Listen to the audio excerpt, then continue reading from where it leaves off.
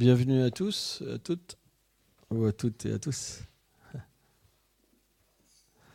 Om Aghanati Milandasya Gyanam Shalam Shalakayo Shakshur Miritam Jenam Taisme Shigulavinamam Shit Chaitanya Manovistam Stapitam Jena Bhutare Swayam Rupa Kadamayam Dadati Swam Padam Tikam Vandeyam Shri Guru Shri Yukta Padakamaram Shri Gurum Vaishnavam Sha Shri Rupam Sagrajatam Saganam Raghunatham Vitam Tam Sajivam Sadvetam Savadutam Parijana Saitam Krishna Chaitanya Devam Shri Radha Krishna Pada Sahagana Radhita Shivishakam Vitam Sham He Krishna Karuna Sindhu Dina Bandhu Jagatpate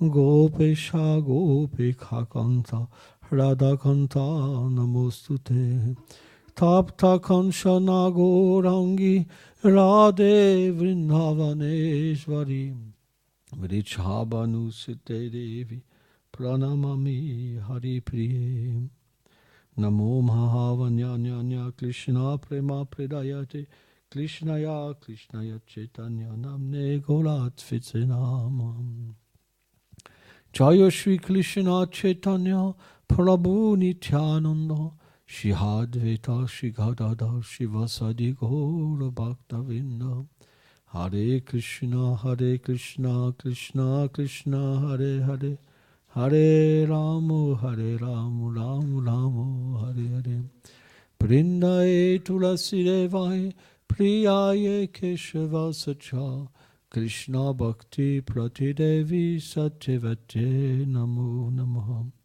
Vanshakalpatarubhyacha Kripa Sindhubhyaevacha Patitanam Pavanebhyo Vaishnavebhyo Namo Namaha.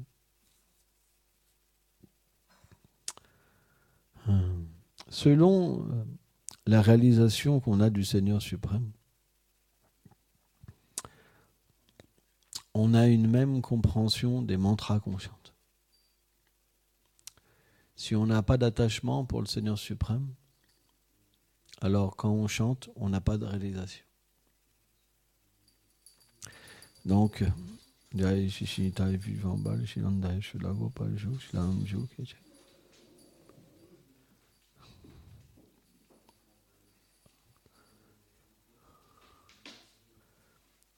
la séparation et le désir de rencontrer Krishna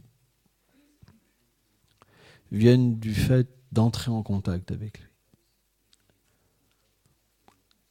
C'est pourquoi on ne devrait jamais penser que la déité est faite de bois ou de métal et de lui manquer de respect et de ne pas penser qu'elle ne peut pas nous sauver.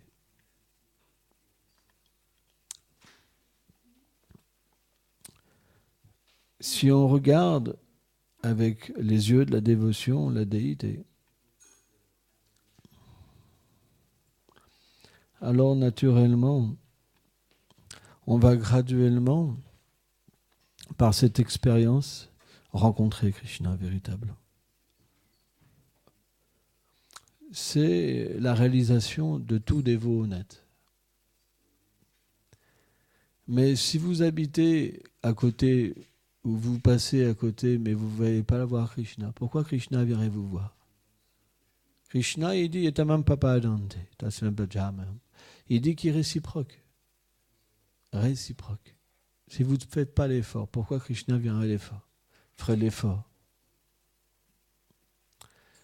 C'est pourquoi on doit absolument accepter de cultiver la dévotion. Nityasiddha Krishna Prema. Chaitanya Mahaprabhu a expliqué que dans le cœur de l'être, la dévotion est présente. Mais pourquoi elle n'est pas manifestée? Parce qu'elle est recouverte. Donc on doit cultiver, entendre sur Krishna, voir Krishna, manger Krishna sous la forme du prasad, pour que cette dévotion se remanifeste de notre cœur. Chaitanya Mahaprabhu a dit Chetodalpanam Marjanam. Il a dit le premier stade de la dévotion, c'est une purification du cœur. Quelqu'un qui n'a pas un cœur pur, il ne fait pas de place pour Krishna dans sa vie. Je vais vous poser une question. Je vais poser une question à Gaurangi en premier. Qu'est-ce que signifient les vacances pour toi? Oui, encore? Oui, encore? Se reposer et s'amuser. D'accord. Maintenant, je vais poser la question à Madhava. Que représentent pour toi les vacances? Je veux une réponse sincère, pas une réponse qui dépasse ce qu'on est réellement. Je vous demande d'être sincère. Sans ça, je vais vous coincer. Que représentent pour toi les vacances, Madhava? D'accord. Après, Nanda, que représentent pour toi les vacances? D'accord. Gopal Prabhu, que représentent pour toi les vacances?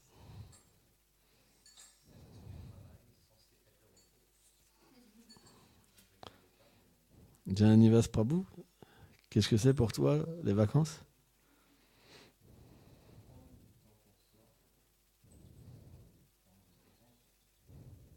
Pour? Ok.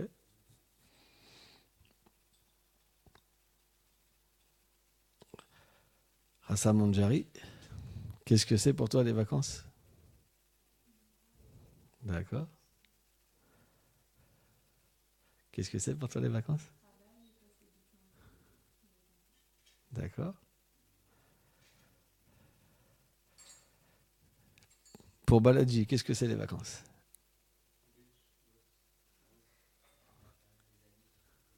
D'accord. Yamuna, pour toi, qu'est-ce que c'est les vacances? Bon. Radha? D'accord. En fait, je vais vous expliquer, vous vous trompez tous.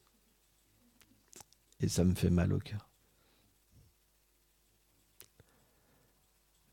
C'est parce que jamais vous avez rencontré Krishna encore dans votre vie.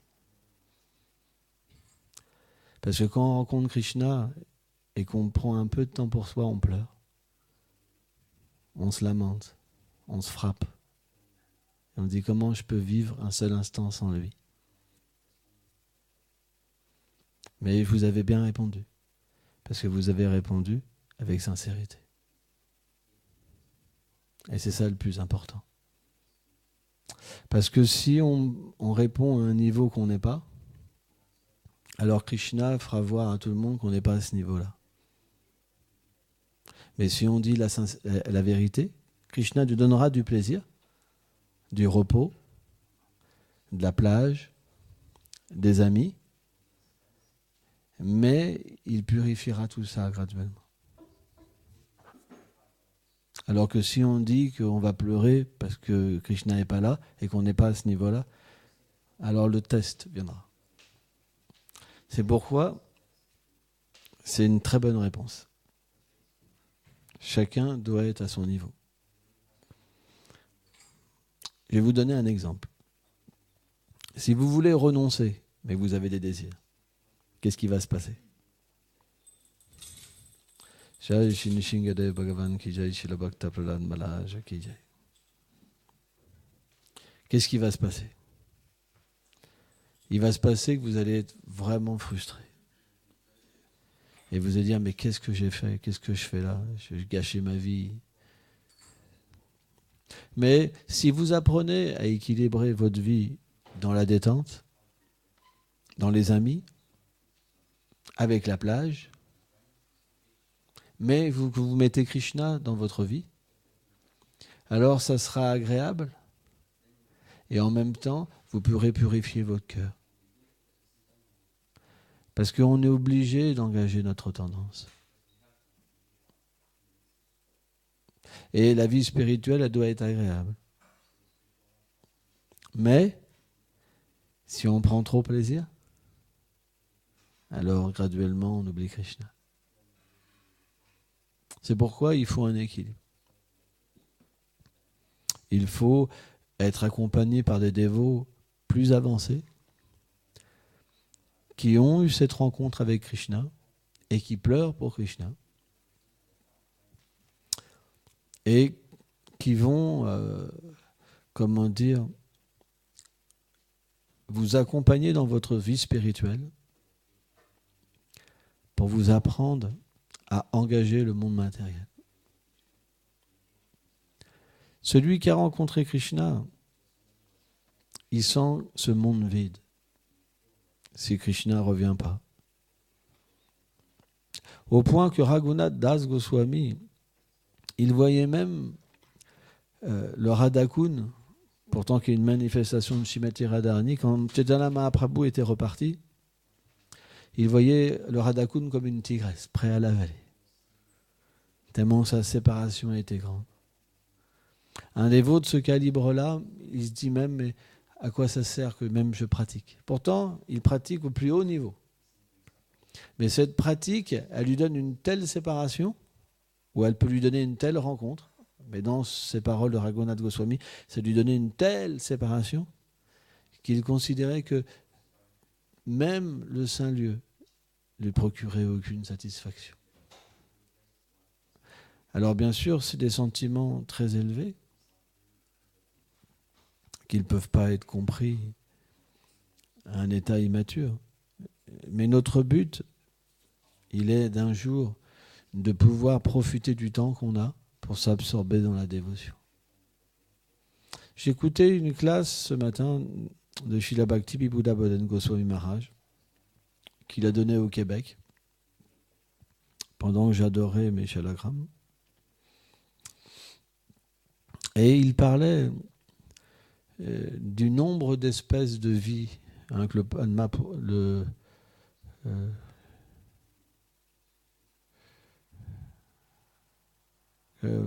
un des Puranas explique ça, un verset où il explique 400 000 espèces, par exemple, d'êtres humains, etc.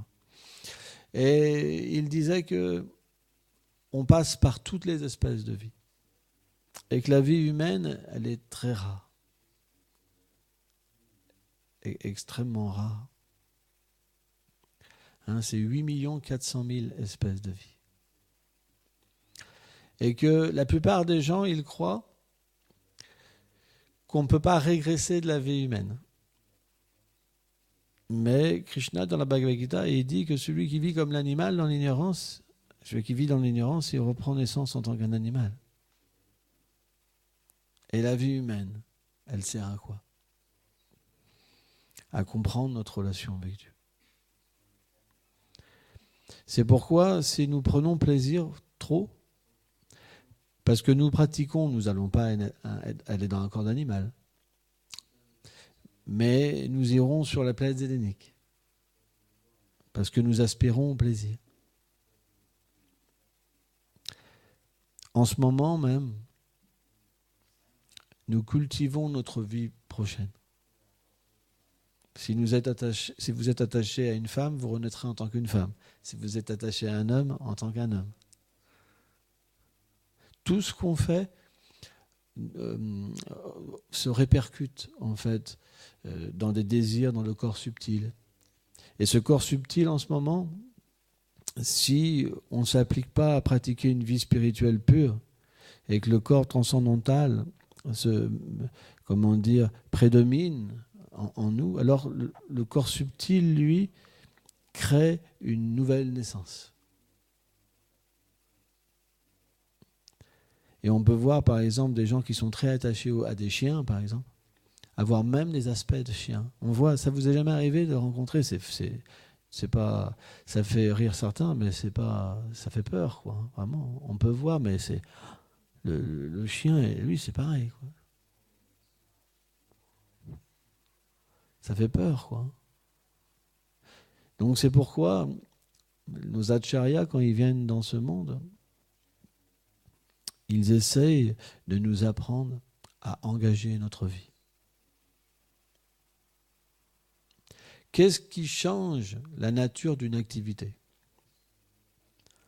C'est avec la conscience avec laquelle on agit. C'est pourquoi Bhaktivinoda Thakur, c'est pourquoi Chaitanya Mahaprabhu a pris le nom Krishna Chaitanya, la conscience de Krishna.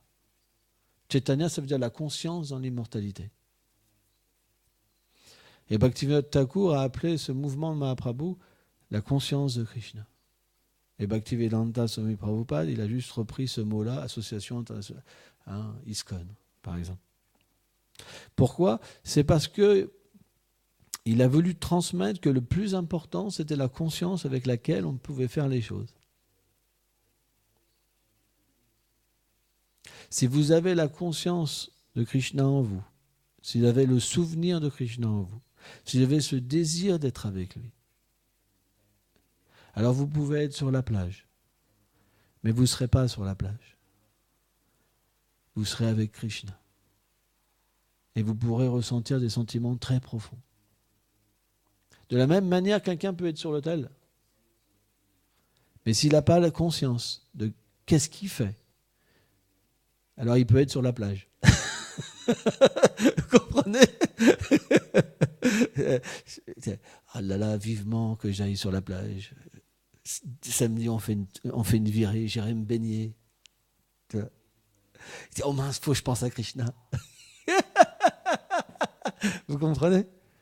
Et la même personne, une autre personne peut être sur la plage, et lui, ses pensées sont complètement absorbées en Krishna.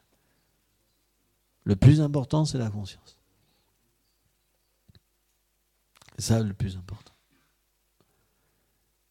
Et nos maîtres, ce sont les gopis de Vraj. Quand Krishna les a appelés à travers sa flûte, car la flûte, c'est le messager de Krishna, elle peut entrer juste dans les oreilles des gopis et leur donner un message pour chacune des gopis. Et quand les gopis entendent la flûte de Krishna, c'est expliqué que c'est tellement puissant que leur cœur part avant eux-mêmes, leur sentiment part avant eux-mêmes et elles courent après leurs sentiments. Tellement c'est puissant. Elles courent après leurs sentiments. Et elles ont l'impression que chacune, c'est que Krishna qui les appelle. Elles ne se voient même pas à côté. Tellement c'est puissant. Et à un moment, quand elles sont toutes autour de Krishna, elles réalisent qu'elles sont toutes là à côté. Vous vous rendez compte ?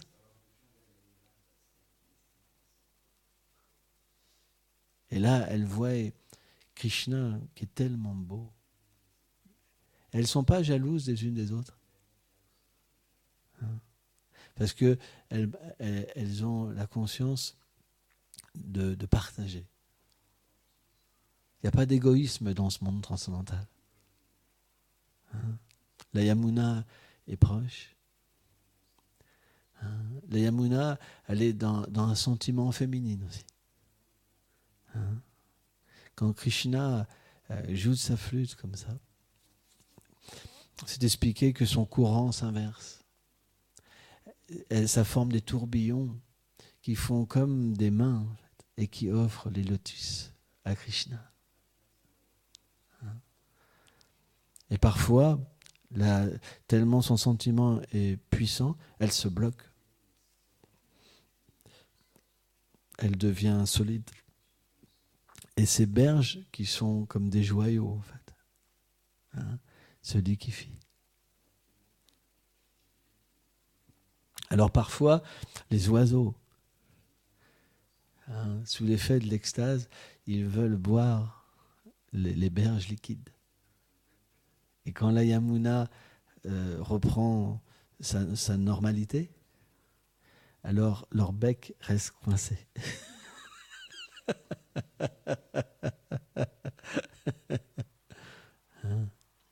C'est expliqué que sur les murs de Nandagram, il y a des sculptures tellement parfaites. On voit des perroquets, des pans, toutes sortes de choses. Tellement c'est parfait parce que les murs sont des personnes. Les habitants, ils pensent que c'est vraiment des oiseaux, ils leur donnent des graines. Vous vous rendez compte ? C'est un tel monde merveilleux.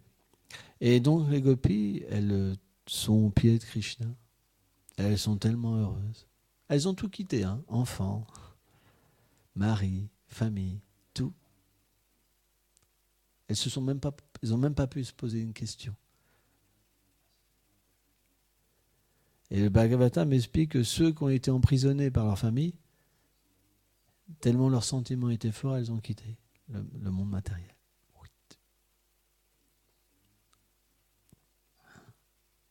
Alors bien sûr, il y a différentes sortes de gopis. Les associés éternels de Srimati Radharani. Il y a ceux qui ont atteint la perfection, etc. Et qu'est-ce que Krishna dit ? Il leur dit que pourquoi elles sont venues ? Elles devraient être avec leur mari. Et qu'elles ont fait une erreur. Et qu'il y a plein de loups, de tigres. C'est très dangereux cet endroit. Et il y a un beau clair de lune. Tout est tellement merveilleux. La Yamuna. On entend le bruit des lucioles. Il y a tellement de couleurs, tellement de choses qui brillent. Donc les gopis, ces paroles-là de Krishna, ça ne les arrange pas trop. Donc elles commencent à divaguer avec la beauté de l'endroit. Mais Krishna, il va encore plus fort. Et il leur casse le cœur. Et là, elles se mettent à pleurer, à baisser la tête. Et elles grattent, en fait, avec leurs mains le sol. C'est comme ça que Krishna accroît encore plus l'amour des gopis. Et naturellement, après Krishna, il commence à les récompenser. Quand il y a le test, il y a leur récompense. C'est pour ça qu'on aura des tests. Parce que Krishna a testé des gopis. On voudra des vacances, mais Krishna fera tout pour qu'on ne puisse pas prendre plaisir dans ce monde. Parce que c'est la nature du Seigneur de nous attirer à lui. C'est pour ça que pour un dévot, il y aura naturellement une désillusion du monde matériel. Ça ne peut pas se passer autrement. Parce que de la même manière qu'il a donné un test aux gopis pour augmenter leur amour, il détruira notre illusion pour qu'on puisse tomber amoureux de lui, pour connaître la réalité de l'âme. L'âme, elle ne peut pas s'épanouir sans ce beau Krishna. Et après, Krishna a dansé la danse rasa avec les gopis. Et le temps, il a duré 1 jour de Brahma entier. Et 1 jour de Brahma, je vous ai expliqué, 4 âges, fois 1000. Ça fait 1 jour. Ils ont duré, cette nuit-là, elle a duré toute une nuit de Brahma. Tellement le désir des gopis d'être avec Krishna. Krishna a allongé le temps. Et ils ont trouvé que c'était juste comme une seconde d'être avec lui. Et donc à un moment, Srimati Radharani, quand elle a réalisé que Krishna dansait avec les gopis, elle a été mécontente. Et donc, Krishna a emmené Srimati Radharani. Et toutes les gopis se sont retrouvées en fait sans Krishna. Et quand elles se sont retrouvées sans Krishna, elles ont naturellement pleuré. Et elles ne pouvaient pas vivre sans lui. Et à Vrindavan, tous sont des personnes. Tous sont des grands dévots du Seigneur. Et elles ont commencé à poser des questions aux arbres, à chaque arbre, pour leur dire où était Krishna. Mais les arbres n'ont pas répondu. Elles se sont dit alors, c'est parce qu'ils sont d'une nature masculine. Ils ont pris le parti de Krishna. Donc elles ont commencé à poser des questions aux lianes. Elles ne répondaient pas non plus. Et donc elles ont vu Tulasi. Et Tulasi, parmi les plantes, les arbres, les arbustes, elle a une place spéciale. Parce qu'elle a toujours une place sur les pieds du Seigneur. Et donc elles ont naturellement approché Tulasi.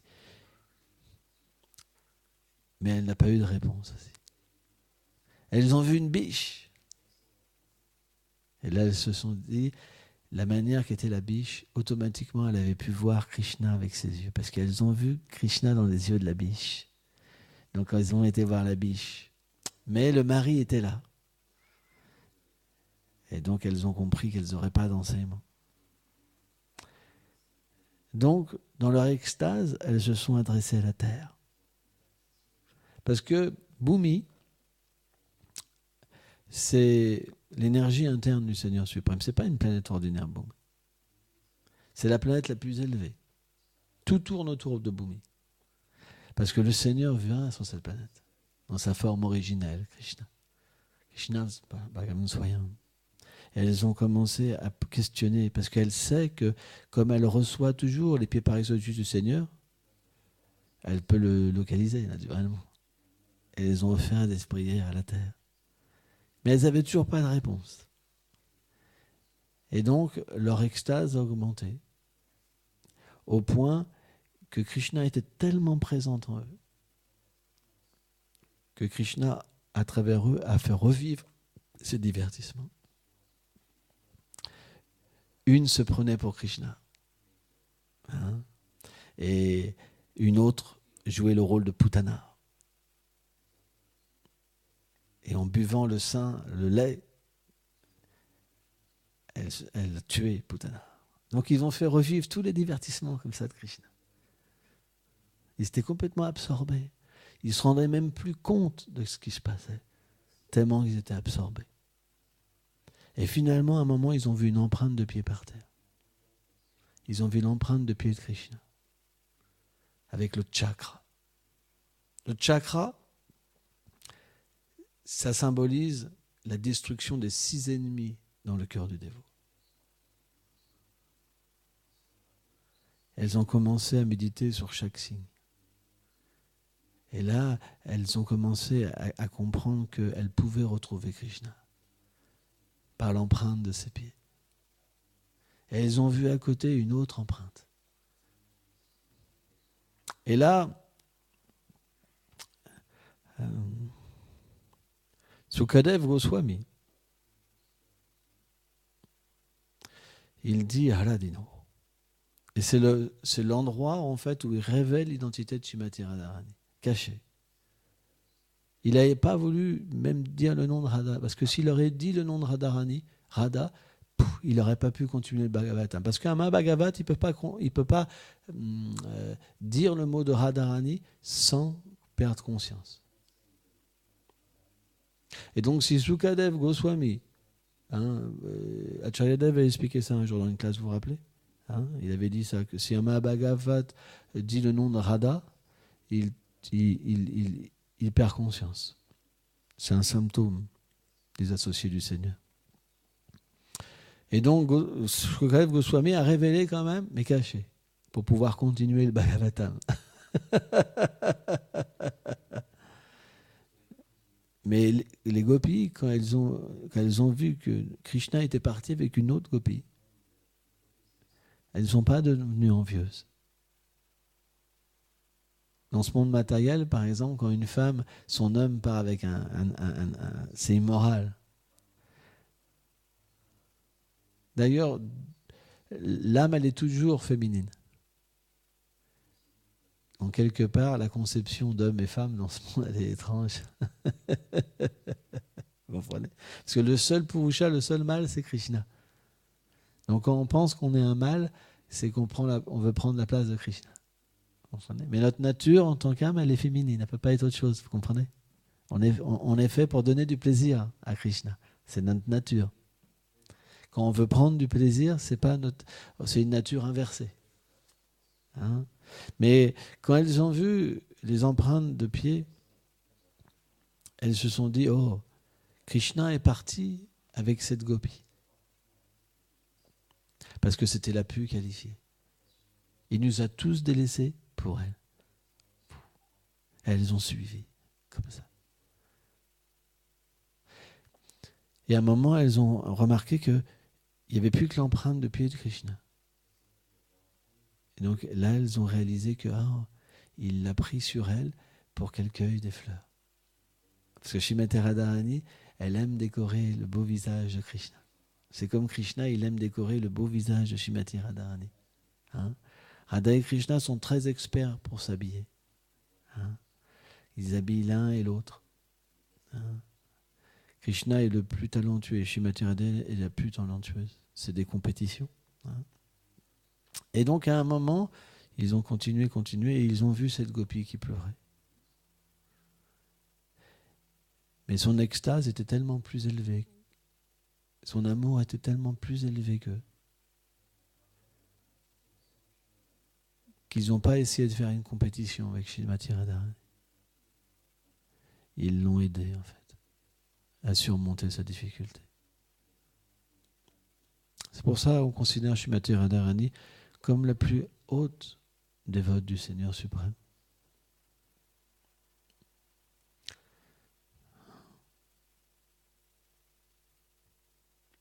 Voilà, c'est comme ça qu'on doit méditer. Hein? Quand on chante. Par exemple, Rasamani, elle me disait que Acharya Dev lui avait dit de méditer sur les divertissements de Krishna. C'est pas compliqué. Si vous voulez progresser, alors il faut juste penser et chanter. Et vous verrez, tous vos désirs matériels seront partis.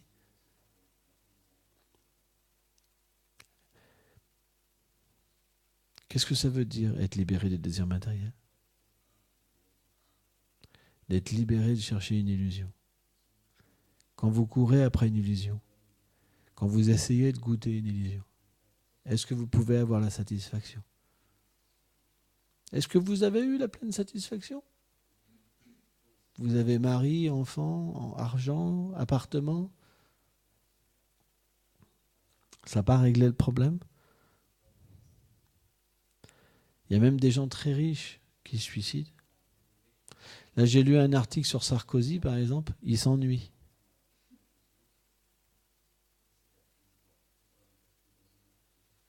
Et Sarkozy, il a beaucoup d'argent. Il est très célèbre. Il a beaucoup d'amis. Il a une très belle femme, Carla Bruni. Il a tout ce qu'il veut. Et pourtant, il a déclaré aux journalistes je ne dirais pas le mot qu'il a dit parce qu'il est assez vulgaire, mais il s'ennuie.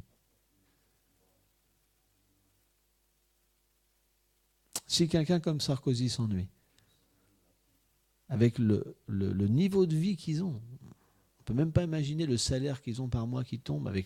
Ils ont des affaires, ils ont des actions, etc., etc. Ils ont des enveloppes, des ceci, des cela. Ça vient de partout. Hein. C'est des gens vraiment hyper connus, quoi.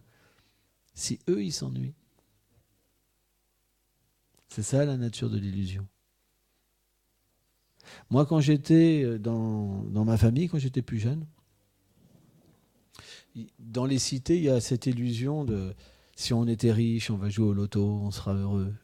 Tous les beaufs, quoi, les gens qui n'ont pas d'éducation, ils pensent ça. C'est vrai, hein, c'est une réalité. Moi, j'ai vécu dans un milieu comme ça, et tout le monde pensait ça.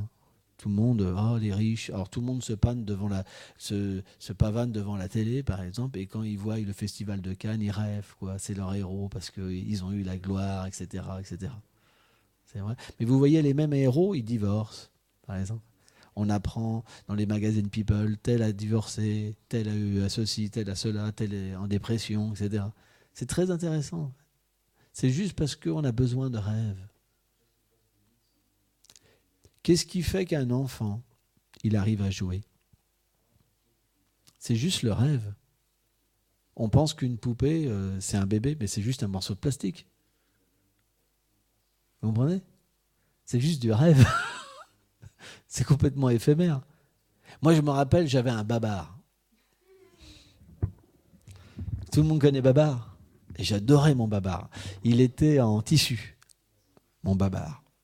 Tu vois. Et puis un jour, j'ai vu Tarzan, le film Tarzan. Oh, oh, oh, oh, oh, c'est moi Tarzan. Et pourtant, je l'aimais, mon Babar. Mais comme j'avais été intoxiqué par Tarzan, j'avais pris un tournevis et je me jetais sur lui. Tarzan, là, Tarzan, là. Puis finalement, le Babar, il a disparu. Il s'est éclaté en 1000 morceaux. Pourquoi ? Parce que pour moi, il représentait autre chose par mon imagination. Hein ? Vous comprenez ? Donc, la réalité, c'est que on est dans un monde, comme on a besoin de substance, on est obligé de créer quelque chose qui n'a pas de substance. Prenons par exemple une moto, une Harley Davidson, c'est juste un bout de métal. Si on regarde, il y en a même qui trouvent qu'ils sont moches, c'est moche. Et pourquoi il y en a qui s'extasent devant une Harley Davidson ? C'est juste l'action de l'énergie matérielle.